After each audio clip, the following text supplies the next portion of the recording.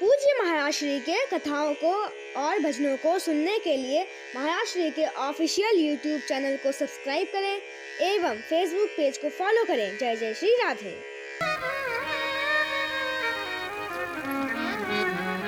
हमने अपनी जिंदगी खुद बेकार कर दी।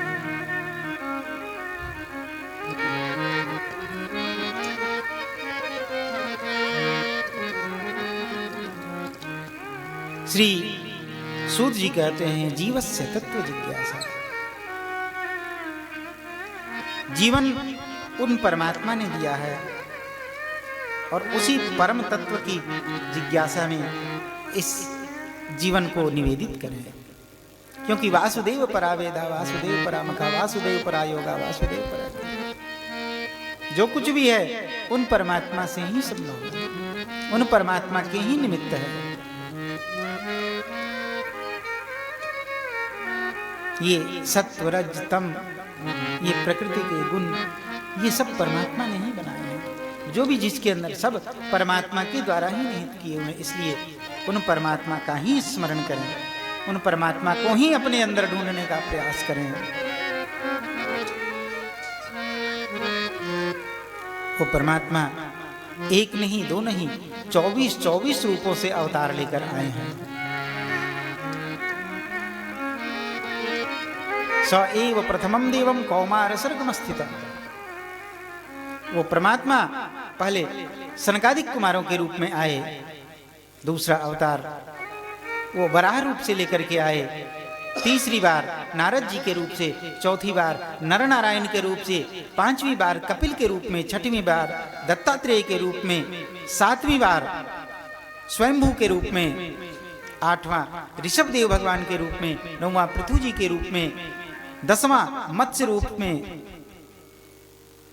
11वां कच्छप, 12वां धन्वंतरी, 13वां मोहिनी, 14वां नृसिंह, 15 वामन, 16वां परशुराम, 17वां व्यास, 18वां राम, 19 कृष्ण, 19 बलराम, 20 कृष्ण, 21 बुद्ध और 22 कल्कि। मूल रूप से ये 22 अवतार की बात यहाँ पे बताई है, जिसमें से जब ये कथा हो रही है भगवान श्री कृष्ण का अवतार हो चुका था। कहते हैं बुद्धो नामना जनसुतः कीकटेषु भविष्यति। भगवान का अवतार, अगला अवतार बुद्ध के रूप में कीकट देश में होगा।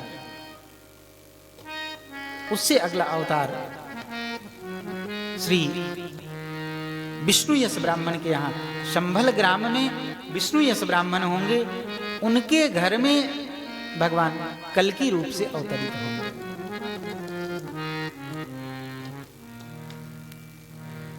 एते चांस कला पुंसः कृष्णस्तु भगवान शं।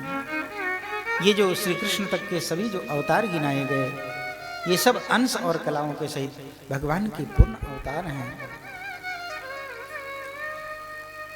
श्री सनकादिक, श्री शौनक आदि ऋषिगण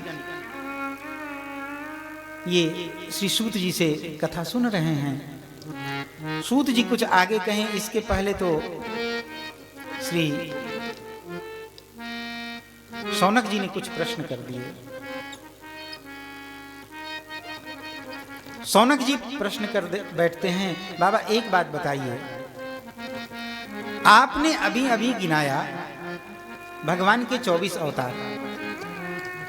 इन 24 अवतारों में व्यास जी वो भी भगवान के एक अवतार, नारद जी वो भी भगवान के एक अवतार। फिर व्यास जी ने नारद जी को गुरु कैसे बनाया? क्या भगवान को भी गुरु बनाना पड़ता है? व्यास जी ने नारद जी को गुरु बनाया, ये गुरु क्यों बनाया? क्या भगवान को भी गुरु बनाना पड़ता है? दूसरी बात, श्रीमद् भागवत जी 4 श्लोकों में आई थी, भगवान के मुख से 4 श्लोकों में ही निकली है, तो वो 4 श्लोकों से 18,000 श्लोकों में कैसे परिवर्तित है? बाबा, व्यास जी और नारद जी का मिलन कहां हुआ? सुखदेव जी जो जन्म लेते ही वन में चले गए, द्वैपायनो विरह कातर आजुहाव। जब आपने ये बात कही जब वो जन्म लेते ही वन में चले गए तो सुखदेव जी ने श्रीमद् भागवत जी की शिक्षा कहां प्राप्त की? श्रीमद् भागवत जी पढ़े कहां? परीक्षित जी का जन्म कैसे हुआ? परीक्षित जी को साप कैसे मिला? सुखदेव जी जो 100 गोदोहन मात्रम ही गृहेशु गृह में दिनाम, जो किसी भी गृहस्थ के यहाँ मात्र गाय का दूध निकाला जाए इतनी ही देर रुकते हैं, वो श्री सुखदेव जी 7 दिन 7 रात्रि तक रुककर परीक्षित को कथा कैसे सुनाते रहे? वो श्री सुखदेव जी रुके कैसे? और जब परीक्षित ने कथा सुन लिया तो परीक्षित का अंत में क्या हुआ? बाबा आप ये सब बात मुझे बताएं। श्री सूत जी सुनकर निहाल हो गए हैं। सूत जी ने पहले कहा कि मैंने ये कथा अपने गुरुदेव श्री सुखदेव जी के मुख से सुनी। कहाँ सुनी? बोले जब मेरे गुरुदेव अहम चाद्यगमम तत्र निविष्ट तदनुग्रहात्, जब मेरे गुरुदेव परीक्षित जी को यह कथा सुना रहे थे उस समय मैं वहां चला गया और मैंने वहां जाकर इस कथा को श्रवण किया। अब श्री शौनक जी के प्रश्नों का उत्तर देते हैं। कहते हैं आपने प्रश्न किया क्या भगवान को भी गुरु बनाना पड़ता है? हाँ, जो नियम बनाता है उस नियम का उसे पालन भी करना पड़ता है। जो नियम बनाए और खुद उस नियम का पालन न करे तो फिर पीछे वाले भी उस नियम का पालन नहीं करते हैं। हम नियम बना दें,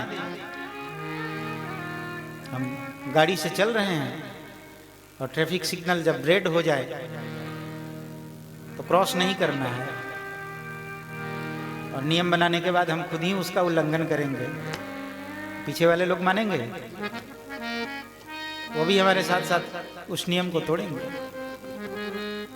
यद यद आचरति श्रेष्ठ तत् देवेतरो जना सयत् प्रमाणम कुरुते लोकस्तदनु वर्तते। जैसे जो नियम बनाता है उसको वैसे ही पालन करना पड़ता है। इसलिए भगवान ने भी नियम बनाया है कि गुरु बिन भवनिधि तरई न कोई, जो विरंच शंकर सम होई। बिना गुरु के इस भवसागर से पार नहीं उतर सकता कोई। इसलिए भगवान ने भी गुरु बनाया है। व्यास जी ने नारद जी को गुरु बनाया है। आपने पूछा श्रीमद् भागवत जी 4 श्लोकों की थी तो 18,000 श्लोकों की कैसे हो गई?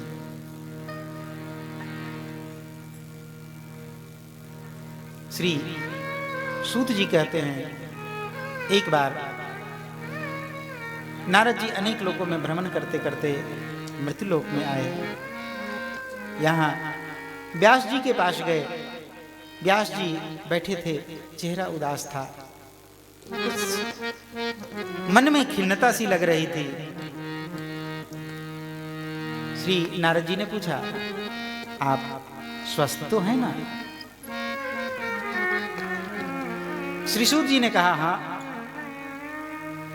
शरीर से स्वस्थ हूं, शरीर में किसी प्रकार का कोई विकार नहीं है, स्वस्थ हूं, लेकिन मन फिर भी खिन्न लग रहा है। मैंने वेद के 4 विभाजन किए, 17 पुराणों की रचना की, अन्य अन्य कई ग्रंथों की रचना की, लेकिन फिर भी मेरे मन को शांति नहीं है।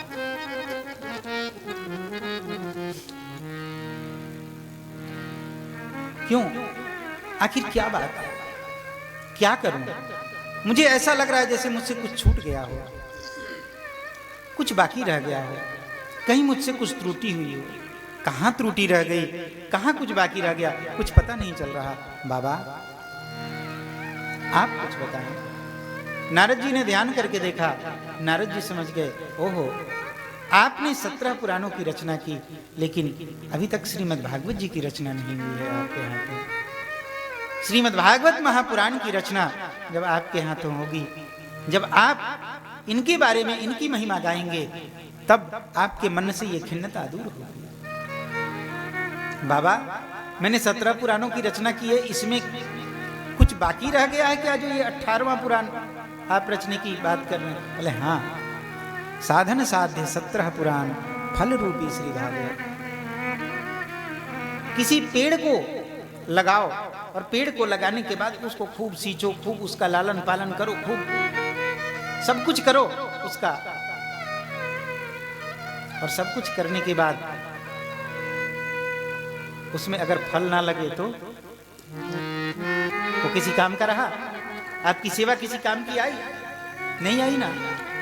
कदाचित ऐसे ही है, आपने ये 17 जो पुराणों की रचना की है, ये 17 पुराण, ये तो वृक्ष हैं, शाखा हैं, इनके फल तो श्रीमद् भागवत जी हैं। अब आप उनके बारे में गाएं, उनकी महिमा गाएं। इस प्रसंग में श्री नारद जी ने अपने पूर्व जन्म का वृतांत कहा है। नारद जी ने बताया, अहम पुरातीत भवय भव मुने दास्यास्तु कस्याश्चन वेदवादिना। बाबा, मैं इसके पूर्व जन्म में किसी दासी का पुत्र हुआ करता था। मेरी मां मेरा लालन पालन करने के लिए किसी बड़े अच्छे धार्मिक प्रवृत्ति के एक बड़े धनाढ्य व्यक्ति थे, उनके यहाँ बर्तन इत्यादि मांजने का सेवा किया करती थी। एक बार उनके यहाँ कुछ संत लोग आए, चतुर्मास का व्रत करने के लिए कुछ संत लोग आए। मैं अपनी माँ के साथ रोज वहां जाया करता था। मैंने उन संतों को देखा, देखकर मेरी जिज्ञासा बढ़ गई, इन संतों के साथ रहता। ये जब पूजा करते, संत लोग भगवान की सेवा पूजा करते, तो देखकर मुझे बड़ा अच्छा लगता। अद्भुत अद्भुत श्रृंगार ठाकुर जी का किया करते, अद्भुत अद्भुत श्रृंगार होता ठाकुर जी का। हमारे इस आश्रम में भी बहुत सारे भगवान हैं, शालिग्राम भगवान भी हैं, बहुत सारे ठाकुर जी हैं, उनका श्रृंगार होता है। सबका हो पाता है नहीं, तो किसी एक का अद्भुत श्रृंगार होता है। तो संत लोग जब ऐसे श्रृंगार करते ना, तो देखकर मेरे मन में होता, मैं भी इनके साथ मिलकर ऐसा श्रृंगार करता, मैं भी कुछ करता। लेकिन मुझे संतों से कुछ भी कहने में डर लगता था।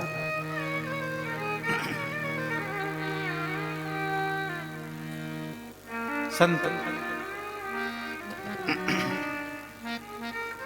रोज सेवा किया करते, मैं देखकर प्रसन्न होता था। नारद जी कहते हैं, देखते देखते एक दिन समय आया, संतों ने कहा, बेटा थोड़ा पुष्प तोड़ के ले आना। मैं दौड़कर भाग कर गया, बहुत सारे पुष्प इकट्ठे किए, ला कर दिया। अब तो रोज का काम बन गया, पुष्प तुलसी दुर्वा इत्यादि मैं रोज इकट्ठा करके और संतों को ला के दिया करता। संत लोग देख देख कर बड़े प्रसन्न होते। संत लोग देखते मुझे इस प्रकार की सेवा करते हुए और संत इससे प्रसन्न होते।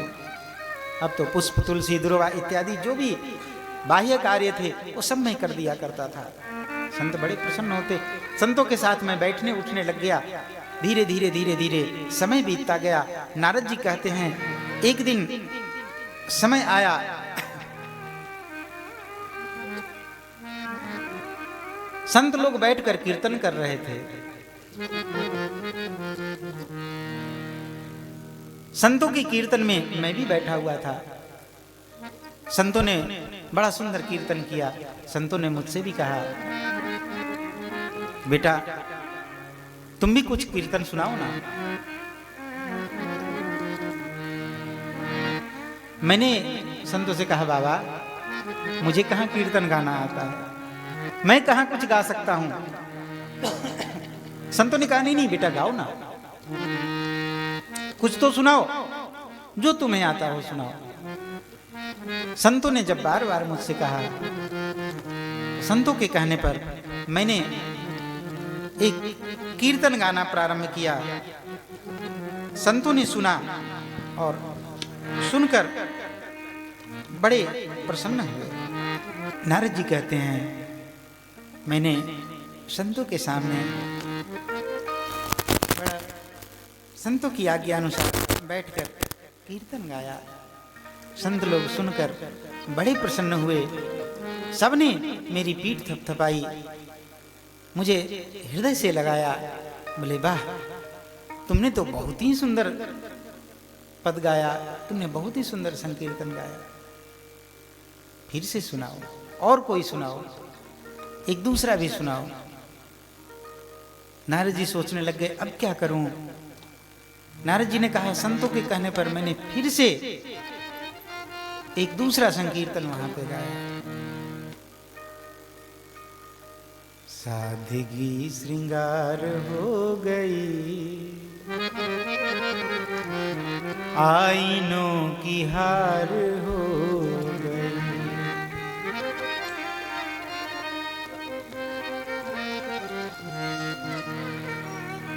मेरे गुरुदेव बताया करते थे इस पद में,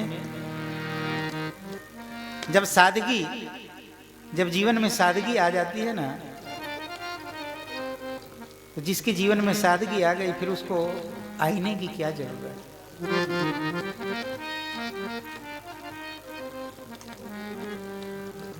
जब जीवन में सादगी हो गई तो फिर क्या आईना देखना। बाल सुलझे हैं कि उलझे हैं,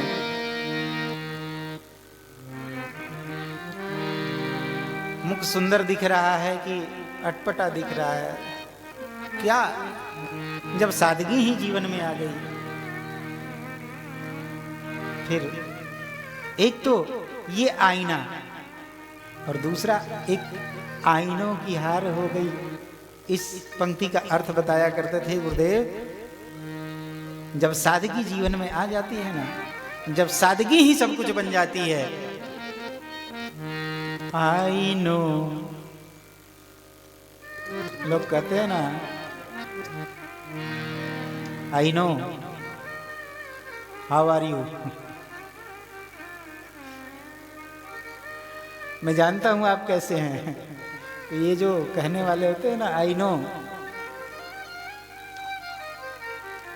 ये आईनों की हार हो जाती है। जब जीवन में सादगी आ जाती है तो फिर ये आईनों वाले सब पीछे हट जाते हैं। जय जय श्री राम।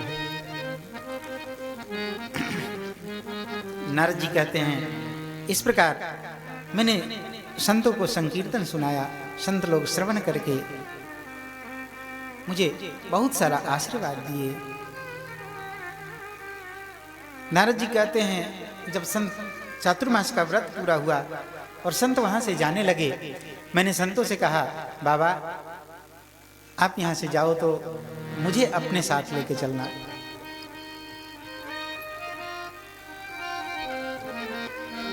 संतों ने कहा, बेटा हम तुझे अपने साथ लेके नहीं जा सकते। बोले क्यों? बोले अगर हम तुझे लेके चले गए तो गांव के लोग यही कहेंगे, ये संत लोग बाबा का वेश बना के आते हैं, हमारे घर में, हमारे गांव में रहते हैं, हमसे इकट्ठा करके खाते पीते रहें, भजन करते हैं, और बाद में जब यहाँ से जाने लगते हैं तो हमारे बच्चों को बहला फुसला के लेके चले जाते हैं।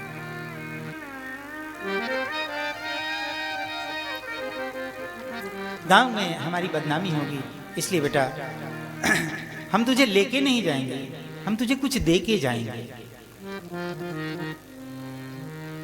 क्या? बोले भगवान नाम की दीक्षा तुझे देके जाएंगे। संत लोग अपनी तैयारी करने लगे। नारद जी कहते हैं, मुझे अच्छा नहीं लग रहा था। संत जाने की तैयारी कर रहे थे और मुझे उन्होंने मना कर दिया था कि मैं तुम्हें लेके नहीं जाऊंगा। बड़ा विचित्र लग रहा था। संतों ने मुझे भगवान नाम की दीक्षा प्रदान की, भगवत भजन करने के सारे रास्ते बताए, सब कुछ मुझे बताकर संत लोग वहां से जाने लगे। बिछुरत एक प्राण हर ले। संतों का बिछड़ना ये प्राण हर लेता है।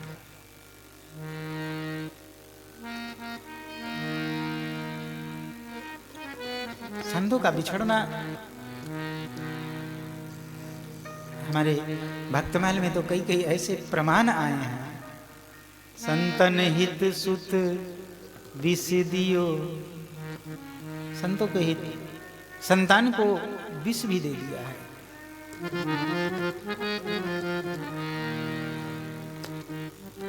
तो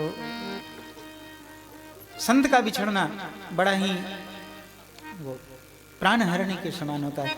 नारद जी कहते हैं संत लोग जाने लग गए, मुझे कुछ अच्छा नहीं लग रहा था। संत वहां से चले गए। संतों के जाने के पश्चात मेरी आंखें दिन भर भरी रहती और बच्चों को खेलना कूदना अच्छा लगता था, लेकिन मुझे कुछ भी अच्छा नहीं लगता था। मैं किसी वृक्ष के नीचे किसी लता की ओट में बैठ जाता, जो संतों ने बताया था मंत्र उसका जप किया करता और मेरी आंखें झरझर झरती रहती। मेरी मां ने मेरी इस विचित्र दशा को देखा। मेरी इस विचित्र दशा को देखकर मेरी मां को लगने लगा कहीं मेरा ये लाला साधु ना बन जाए, संत ना बन जाए कहीं ये। मां भगवान से रोज प्रार्थना करती, हे प्रभु मेरे इस छोरे का, मेरे लाला का जल्दी ब्याह करवा दो।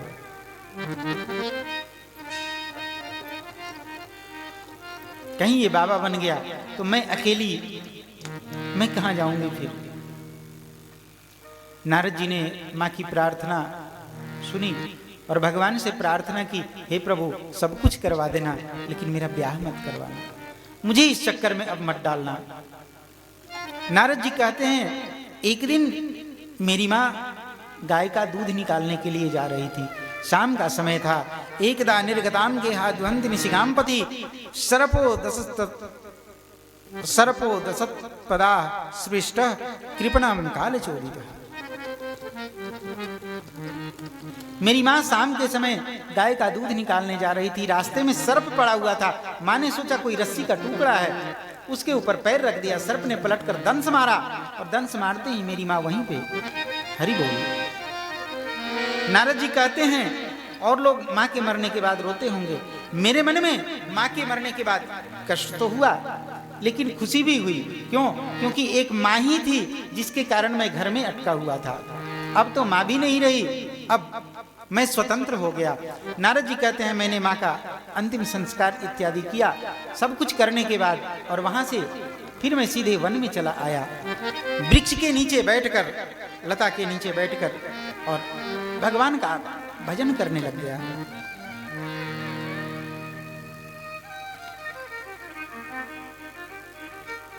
मैं प्रेम से जो संतों ने बताया था उस प्रकार से भजन करने लग गया।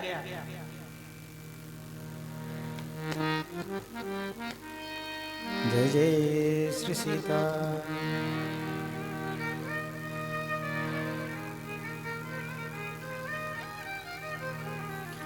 देखते देखते समय बीतता गया। समय बीतते बीतते एक दिन भगवान मेरे सम्मुख प्रकट हो गया। शंख चक्र गदा पद्म उनके हाथ में देखकर आहा कितना सुंदर स्वरूप है। देखकर मैं उन्हें देखता ही रह गया। दृष्टि वहां से हट ही नहीं रही। अभी तो मैं उनको पूर्ण रूप से देख भी नहीं पाया था कि अचानक वो मेरी आंखों के आगे, मेरी आंखों से ओझल हो गए। भगवान वहां से अंतर्ध्यान हो गए। नारद जी कहते हैं मैं विह्वल हो गया। पागलों की भांति इधर उधर लताओं में ओट में खोजने लग गया। कहां गए, कहां गए, अभी तो यहीं थे, अभी तो यहीं थे। लोट लोट कर भूमि पर मैं रोने लग गया। कहां चले गए, कहां चले गए, हानाथ आप कहां चले गए। मेरे इस प्रकार की विह्वलता को देखकर आकाशवाणी हुई। आकाशवाणी ने बताया मुझे कि इस जन्म में तो आपको इतना ही दर्शन होना था, सो हो गया। अब जब सृष्टि में प्रलय होगा, आप ब्रह्मा जी के 10 मानस पुत्रों में से एक होंगे। आप उसके बाद जितना चाहेंगे, जब चाहेंगे, भगवत दर्शन कर पाएंगे। नारद जी ने कहा, इसके बाद प्रलय हुआ, मैं ब्रह्मा जी में समाहित हुआ। ब्रह्मा जी के जब 10 मानस पुत्र प्रकट हुए, मरीचि, अत्रि, अंगिरस, पुलस्त, पुलह, क्रतु, भृगु, वशिष्ठ, दक्ष, दशमस्तत्र नारद, 10म पुत्र के रूप में मैं उनके पुत्र के रूप में आया। जय जय श्री राधे। अब इस जन्म में मैं जितना चाहता हूं, जब चाहता हूं, भगवत दर्शन कर लेता हूं। नारद जी बताते हैं, इस प्रकार मैं एक बार ब्रह्मलोक में गया तो वहां मैंने अपने पिता के मुख से ये सुना था, और चतुश्लोकी श्रीमद् भागवत जी का उपदेश श्री नारद जी श्री व्यास जी को कराते हैं। नारद जी ने अपनी सारी बातें बताई। ये देवताओं के द्वारा प्रदत्त की हुई वीणा है और इस पे मैं सदैव भगवत गुणगान ही किया करता हूँ, इसलिए आपको जो मैं यह चतुश्लोकी श्रीमद् भागवत जी प्रदान कर रहा हूँ, आप इसका विस्तारण करें, इसका गुणगान करें। इस प्रकार नारद जी ने सारी बात बताई है और बताकर श्री नारद जी अब वहां से उठ के जाने लगे हैं। व्यास जी की इधर समाधि लग गई है। समाधि स्थिति में श्री व्यास जी ने उन 4 श्लोकों की व्याख्या 18,000 श्लोकों में कर दी। वही श्रीमद् भागवत जी के रूप में आए। पूज्य महाराज श्री के कथाओं को और भजनों को सुनने के लिए महाराज श्री के ऑफिशियल यूट्यूब चैनल को सब्सक्राइब करें एवं फेसबुक पेज को फॉलो करें। जय जय श्री राधे।